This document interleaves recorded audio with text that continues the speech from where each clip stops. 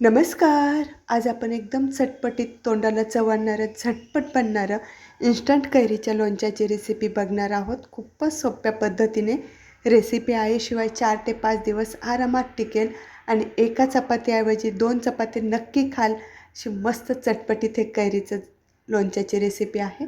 तर यासाठी 2 कैऱ्या घेतलेल्या आहे. चांगल्या स्वच्छ धुवून एकदम कोरड्या करून घेतल्यात. कोरड्या करून झाल्यानंतर अशा कापून घ्यायच्यात. आणि कैरीच्या एकदम बारीक अशा आपल्याला फोडी करून घ्यायच्या आहे.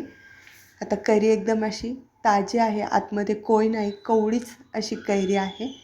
आणि हे लोणचं आपलं जास्त दिवस टिकणारं नाही आहे, झटपट बनणारं आणि झटपट संपणारं असं हे लोणचं आहे.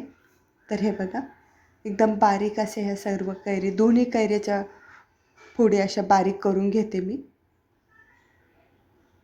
तर इथे आता कैऱ्या दोन्ही मी अशा कापून घेतलेल्या आहे. मसाले बघूया. 2 चमचे मोहरी, 1 चमचा जिरे, 1 चमचा बडीशेप, अर्धा चमचा मेथीचे दाणे आणि 20 काळी मिरी घेतलेली आहे अख्खीवाली. 2 मिनटं चांगलं पॅनमध्ये असं भाजून घेतले हे मसाले. प्लेटमध्ये काढून थंड झाल्यानंतर खलबत्त्यामध्ये घालून एकदम बारीक अशी पावडर करून घेतलेली आहे.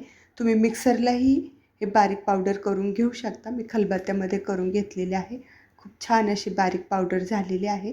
बाकी मसाले घालूया. 1 चमचा हळद पावडर, 2 चमचे लाल काश्मीरी मिरची पावडर, अर्धा चमचा हिंग, 1.5 चमचा मीठ आणि तयार करून घेतलेली मसाल्याची पावडर आणि 4 चमचे मोठे चमचे तेल एकदम कडकडीत गरम करून घेतलं आहे.